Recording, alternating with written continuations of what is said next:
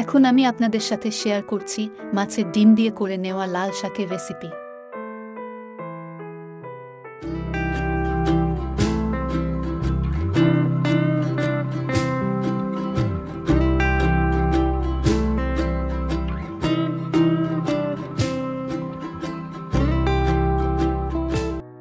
লাল শাকের এই রেসিপিটা করে নেওয়ার জন্য বেশ অনেকগুলো লাল শাক নিয়ে ভালো করে পরিষ্কার করে ধুয়ে নিয়েছি।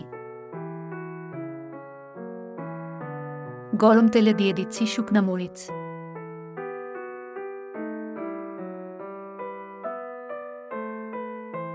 দিয়ে দিচ্ছি তেজপাতা,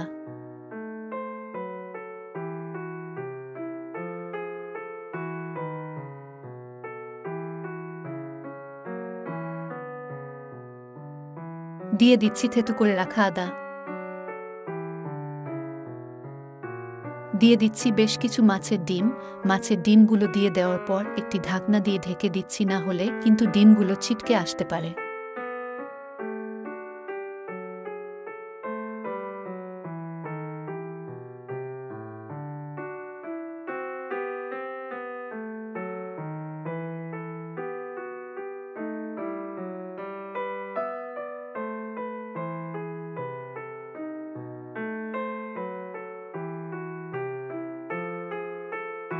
টেস্ট অনুযায়ী দিয়ে দিচ্ছি লবণ,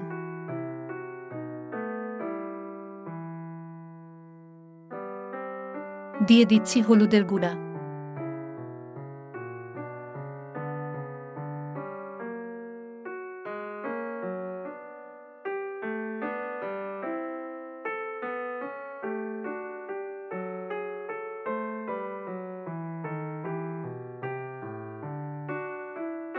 বেশ কিছু টাইম খুব ভালো করে ভেজে নেওয়ার পর দিয়ে দিচ্ছি রাঁধুনি।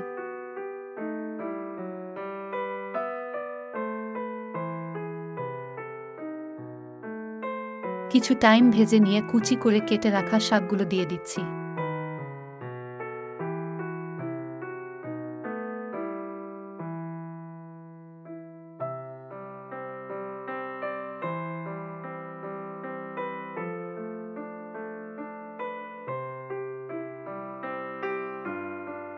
বেশ কিছু টাইম ভেজে নেওয়ার পর একটি ঢাকনা দিয়ে ঢেকে দিচ্ছি। কিছু টাইম পর পর ঢাকনাটা তুলে নিয়ে নেড়ে দিচ্ছি, না হলে কিন্তু কড়াইতে লেগে যেতে পারে।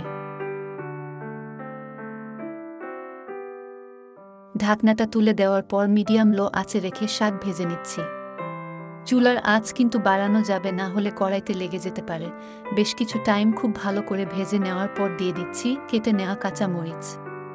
চুলার আঁচটা আরও কমিয়ে দিয়ে শাকগুলো খুব ভালো করে ভেজে নিচ্ছি।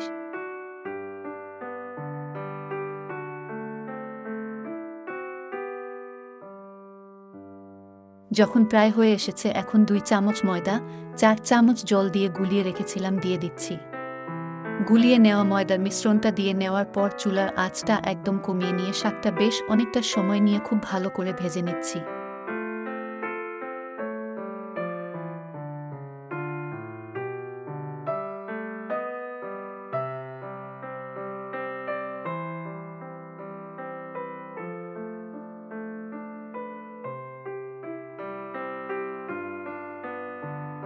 এই রেসিপিটি দেখে তোমাদের কেমন লেগেছে অবশ্যই কমেন্টস করে জানিয়ে দিবে। ভালো লাগলে লাইক করবে, শেয়ার করবে এবং সাবস্ক্রাইব করে আমার চ্যানেলের সাথেই থাকবেন।